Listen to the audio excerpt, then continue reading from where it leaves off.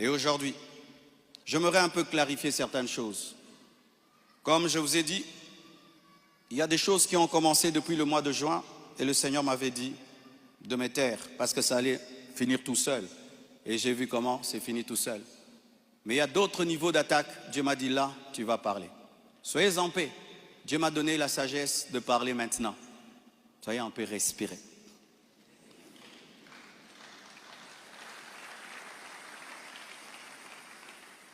Désormais, lorsque j'aurai des choses très importantes et pertinentes, j'écrirai et puis je lirai. Amen. Comme ça, je reste vraiment dans ce que je devais dire et ce que Dieu m'a demandé de dire. Shalom bien-aimé. Et j'aimerais que ça passe en ligne. Comme le combat est sur Internet, la réponse est sur Internet également.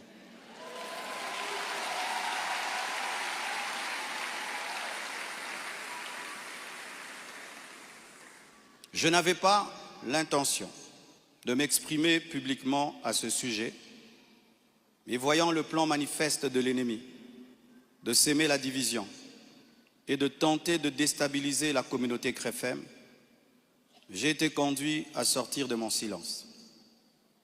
Et cela se fait aujourd'hui dans toutes les extensions compassion dans le monde. Les pasteurs vont parler en résumé ce que je suis en train de dire ici, car les fidèles ont besoin de réponses.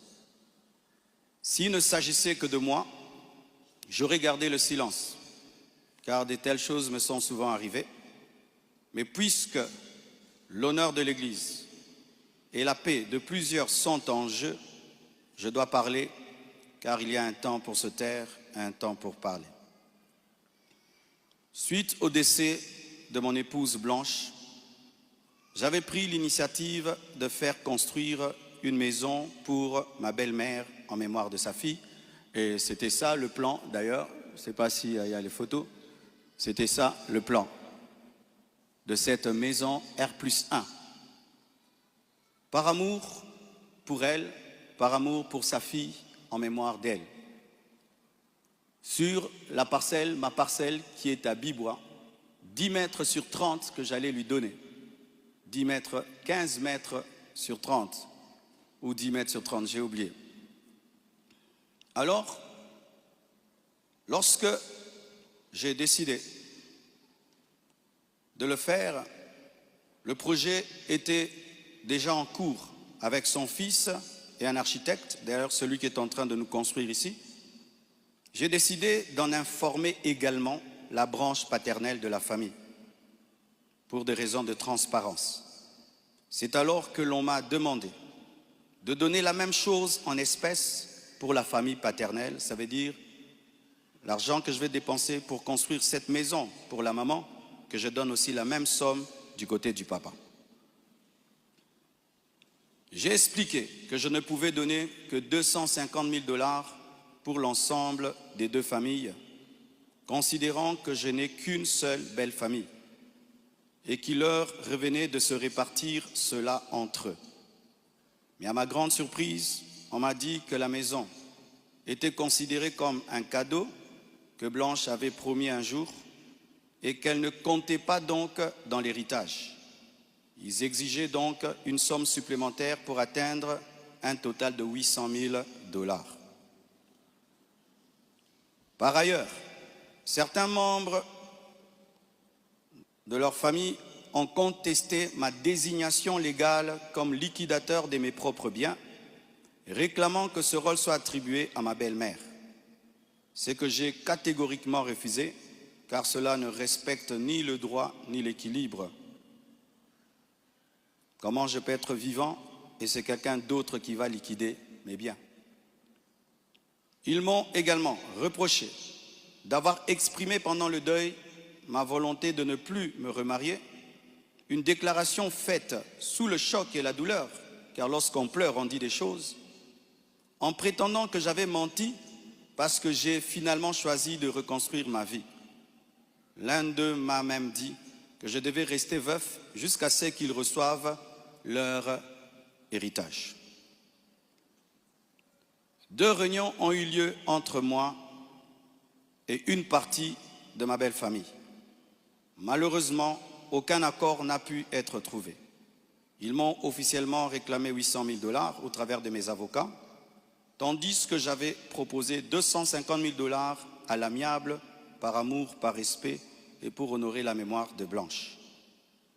Cela alors même que dans ma famille Tounassi, les biens sont toujours laissés à 100% aux orphelins, car cela est notre coutume, nous ne dérangeons jamais les veuves ni les veufs, tout est donné aux orphelins. Suite à cette impasse, nous avons lancé un inventaire légal de mes biens, conformément au code de la famille en RDC, dans le cadre d'un régime de communauté de biens avec 4 héritiers. À ce jour, leur part est estimée à moins de 150 000 $, car certains biens que nous avons, certains ont été mis totalement au nom des enfants, et nous, on n'est que des représentants, mais ce n'est pas à nous. Et d'autres biens ont été donnés à l'orphelinat. On a vendu notre parcelle de Limété à l'orphelinat à un prix cadeau. Donc, c'est 150 000 $, donc inférieur à ce que j'avais volontairement proposé. Les calculs d'ailleurs sont en cours jusqu'à aujourd'hui parce qu'ils considèrent que ce n'est pas le bon chiffre. Mais alors que les discussions entre avocats étaient en cours et que j'étais en voyage, certains ont choisi la voie de la diffamation publique. Leur objectif, me nuire personnellement et anéantir le ministère. Ils me l'ont dit clairement, que nous allons détruire ton ministère, nous allons détruire ta réputation, nous allons détruire l'Église. Récemment, un numéro anonyme d'Afrique du Sud m'a confirmé ce plan. La personne a affirmé détenir plusieurs enregistrements vocaux dans lesquels Blanche était en train de se confier à sa maman. Et un jour, je parlerai de tout ça, mais pas maintenant. J'en parlerai dans 1 mois, 6 mois. Un jour, je parlerai de tout ça. Ces paroles arrachées de leur contexte et de leur timing, me faisant passer pour un mauvais mari, notre couple pour un couple détruit, alors que la plupart d'entre vous ici, vous savez combien nous nous aimions, mais dans chaque couple, il y a des temps, des fois, des petites frictions, comme dans tous vos couples. Et en 18 ans, jamais nous n'avons parlé de divorce, je ne l'ai jamais frappé, je ne l'ai jamais insulté, je ne l'ai jamais tapé. Après 18 ans de mariage, je lui ai redemandé en mariage. Je suis allé prêcher dans l'église de mon fils Olivier, au Botswana. Tout ce qu'il m'a donné pour me bénir, je lui ai acheté une bague en diamant et je lui ai redemandé en mariage. Elle avait même témoigné dans une émission ici. Quand vous voyez ces dernières vidéos, cette femme était heureuse, était épanouie.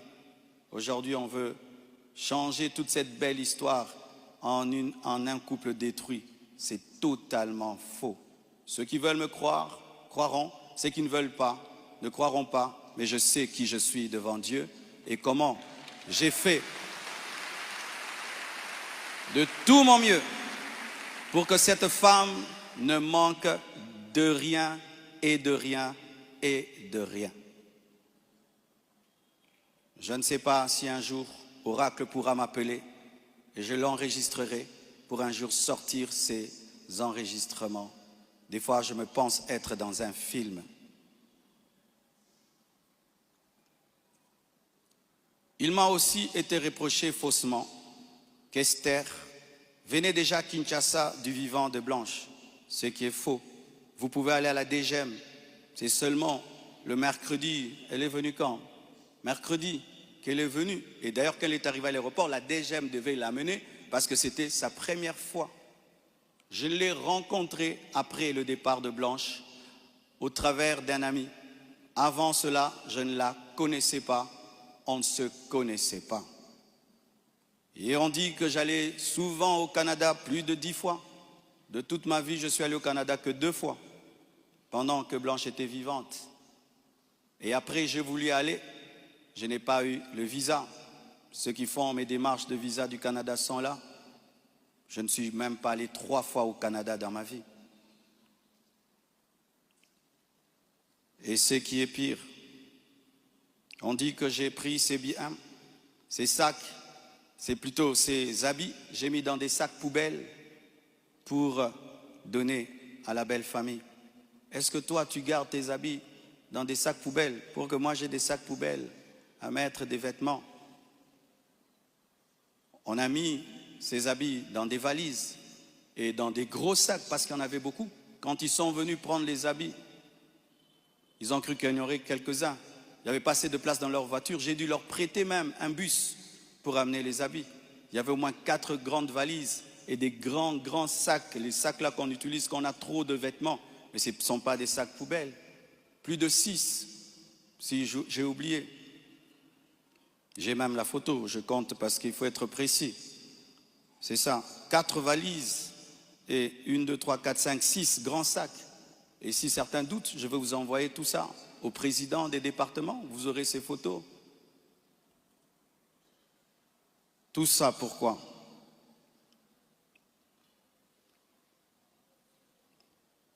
Et ce qui est terrible, on m'accuse même de l'avoir tué, alors qu'elle est décédée d'une crise cardiaque à l'hôpital, suite à une opération.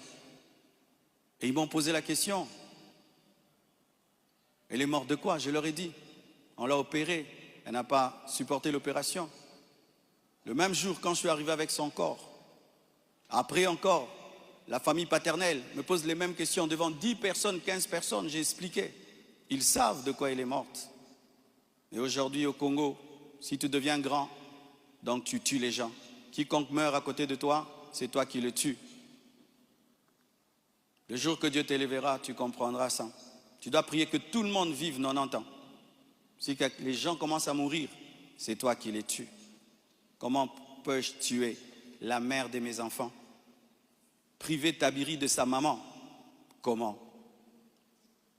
Même toi, qui viens de te convertir, tu ne peux pas faire une telle chose. Moi, serviteur de Dieu. Elle est partie en Turquie samedi. Je l'ai suivie dimanche. On s'est rencontrés même avec papa à l'aéroport. Elle était déjà partie. Elle me disait de venir parce que pour son opération, il fallait que le mari signe. Et je suis arrivé, j'ai signé.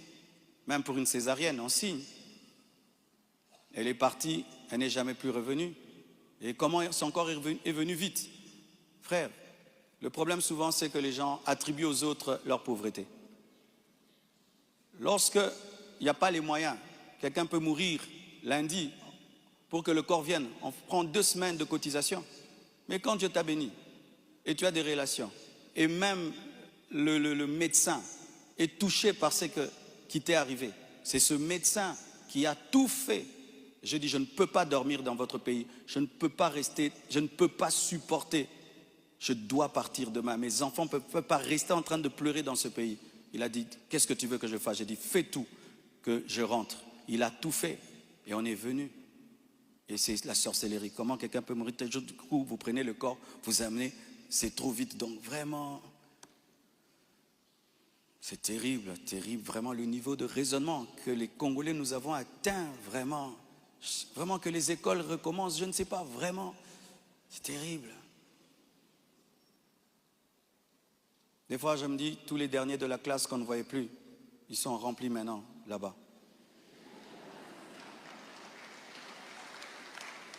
Et vous savez, le dernier de la classe, le professeur donne un cours de 2 heures du temps, et puis il a 1 sur 10. Le premier de la classe, il comprend, tu l'as 10 sur 10. Tu te dis, comment tu ne comprenais pas? C'est ça, maintenant, on a des cerveaux des derniers de la classe en RDC. Dis à ton voisin, même ce que tu es en train de comprendre, ce que le pasteur dit. Il faut vérifier, hein. Peut-être tu as un dernier de la classe à côté de toi.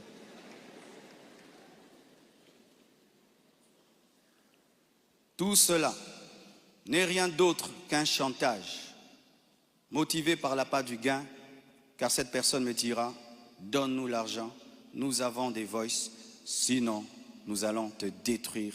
Tout ça, c'est un chantage motivé par l'appât du gain. Pourtant, malgré tout, j'étais disposé, je suis disposé à donner 250 000 $ par respect pour Blanche et pour sa famille et pour la paix. Mais je ne peux pas accepter l'injustice d'une exigence démesurée de 800 000 $. Comme je vous dis toujours, cette église n'appartient pas à mes enfants. J'ai investi 26 ans de ma vie dans cette église, mais rien n'est à mes enfants. Qu'est-ce que mes enfants auront? Les quelques biens que j'ai, c'est à eux. Ils ne viendront pas un jour vous déranger ici. Et donc je ne peux pas donner par peur ou par chantage ce qui est à eux. Ils diront, tu es quel genre de père? Et l'église, ce n'est pas nous. Et ce que tu as n'est pas à nous. Je ne le ferai pas. C'est pourquoi j'aimerais dire aux veuves et aux veufs, ne vous laissez pas dépouiller. Ne vous laissez pas dépouiller. Ne vous laissez pas dépouiller. Ce que je prêche, je le vis. Mon combat, c'est que je vis ma prédication, mon message. Mon combat, c'est le message de la sainteté qui dérange. Mon combat, c'est que une fois, j'ai vu l'esprit du léopard et il m'a dit, tu veux me combattre? Ce pays est tenu par un esprit de léopard, un esprit méchant. Regardez comment nous sommes devenus méchants. Regardez comment nous sommes devenus méchants, mes frères. Cette méchanceté démoniaque satanique. Et quand j'ai vu cet esprit, vous avez vu tout ce qu'on a connu. C'est pourquoi, pour finir, je vous prie, ne cédez pas à la haine. Au-delà des personnes visibles, il y a un combat spirituel. C'est une attaque de l'esprit de léopard que Dieu m'avait déjà révélé. Un esprit rusé et violent qui cherche à abattre les hommes de Dieu et à ravager les familles. Bénissez ceux qui vous persécutent. Priez pour ceux qui vous calomnient. Matthieu 5, verset 44. Ce n'est pas le moment de combattre dans la chair. Restons enracinés dans la vérité, dans l'amour et dans la prière. Pour ceux qui souhaitent des informations juridiques fiables, je vous invite à contacter mes avocats, le maître Béladé et le maître Abed, qui sont des fils de la maison. Et sachez que toute chose concourt au bien de ceux qui aiment Dieu. Romains 8, verset 28. Et je rends grâce à Dieu pour toutes mes épreuves et tous mes combats. Je suis l'un des hommes de Dieu aujourd'hui les plus persécutés dans ma génération. Quand je regarde mes amis, mes pères, des fois je me dis, Satan vous a oublié ou quoi? Mais je rends grâce. Ça fait de nous une église 4x4. Les gens sont étonnés. Comment cette église n'est pas morte? D'ailleurs, ça grandit. On vous insulte, vous allez à l'église. Vous allez mercredi, vous allez vendredi. Venez 25 matins, une église 4x4. Car ce qui ne te tue pas te rend fort. Et avec Dieu, nous ferons des exploits. Alléluia! Ce message est l'avant-dernier que je ferai à ce sujet. Après le suivant, dans des mois, pas 25 matins, je vous laisse tranquille, les mêmes équilibres, profondeur. Après, une seule chose après. Et puis, on n'en parlera plus. Ceux qui voudront croire, croiront. Mais sachez que moi et vous, nous devons continuer à bâtir comme Néhémie, une main à l'œuvre et l'autre sur l'épée. À bon entendeur, salut, que Dieu vous bénisse abondamment. Acclamons le Seigneur. Nous sommes debout. Nous allons bénir tous ceux qui veulent la destruction de cette église. Nous allons bénir tous ceux qui nous maudissent. Nous allons bénir tous ceux qui travaillent, que cette œuvre sèche. Nous allons les bénir et prier pour eux. Prions au nom de Jésus. Zamba bikama tikalolana efumama zamba bikama mimonisa